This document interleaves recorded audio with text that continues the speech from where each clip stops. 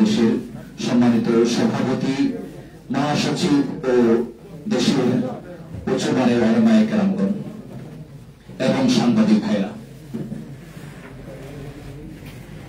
আমি অন্য কোনো কথা বলবো না। খুব সংক্ষেপে যে কথাটুকু বলবো এটা হলো, আমরা সকলে জানি শিক্ষিত সমাজের মানুষ সহজ, সুন্দর, সরল ভাষায় বলে থাকে যে জাতি গঠনে এবং মানুষের কল্যাণময় পথ দেখিয়ে দেওয়ার ক্ষেত্রে ইমামদের ভূমিকা অপরিসীম। আমরা দেখেছি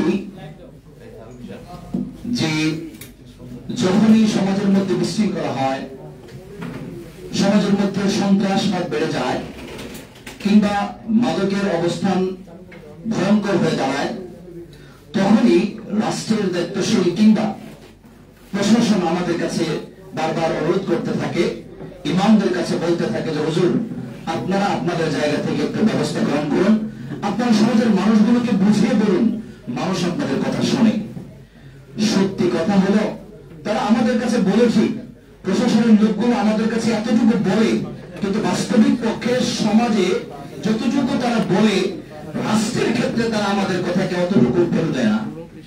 আপনারা লক্ষ্য করেছেন, বেশ কিছুদিন আগে জাতীয় মসজিদ বাইতুল মুকাররমের সম্মানিত খতিব হযরত মাওলানা মুফতি আব্দুল মালিক দামাত বারকাতুহু বয়ানের ফাঁকে একটা কথা বলেন যে জাতীয় ইস্যুতে দেখা যায় জাতীয় মসজিদের ইমামের সাথে পরামর্শ করবে, সেটা করে না, পানি পড়া নেওয়ার জন্য বিভিন্ন কিছু নেওয়ার জন্য আসে।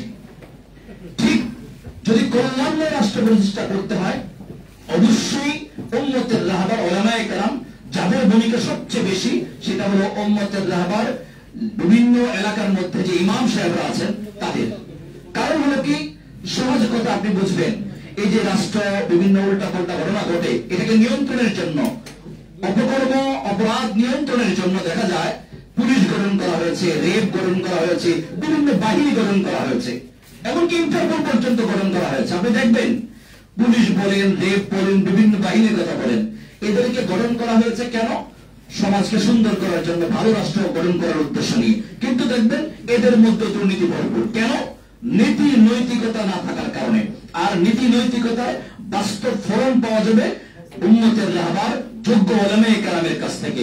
এজন্য যদি রাষ্ট্র চায় যে কল্যাণময় রাষ্ট্র প্রতিষ্ঠা করবে, অবশ্যই উম্মতের রাহবার উলামায়ে কেরামদের পরামর্শ নিয়ে রাষ্ট্রের প্রত্যেকটা সেক্টরকে সাজাতে হবে, নীতিগুলো সাজাতে হবে। যদি সেটা করা সম্ভব হয়, আমরা বিশ্বাস করি ইনশাআল্লাহ যেই চিন্তা নিয়ে আমরা চলছি, সুন্দর রাষ্ট্র প্রতিষ্ঠা, কল্যাণ রাষ্ট্র প্রতিষ্ঠা, আমাদের রাষ্ট্র যেন সবচেয়ে সুন্দর হয়, মানুষগুলো যেন নিরাপদে চলতে পারে, সমাজের মেয়েরা যেন নিরাপদে চলতে পারে, সবাই যেন নিরাপদে সুন্দরভাবে চলতে পারে, সেটা যদি করতে হয় উম্মতের রাহবার উলামায়ে কেরাম, সমাজের নেতা ইমাম সাহেব যারা আছেন তাদের পরামর্শ গ্রহণ করে রাষ্ট্রকে গঠন করতে হবে। তাহলে ইনশাআল্লাহ রাষ্ট্র সুন্দর হবে। আল্লাহ রাব্বুল আলামিন আমাদের এই রাষ্ট্রের যারা দায়িত্বশীল আছে তাদেরকে উম্মতের রাহবার উলামায়ে কেরামের সাথে পরামর্শ করে কল্যাণময় রাষ্ট্র গড়ে তোলার তৌফিক দান করুন।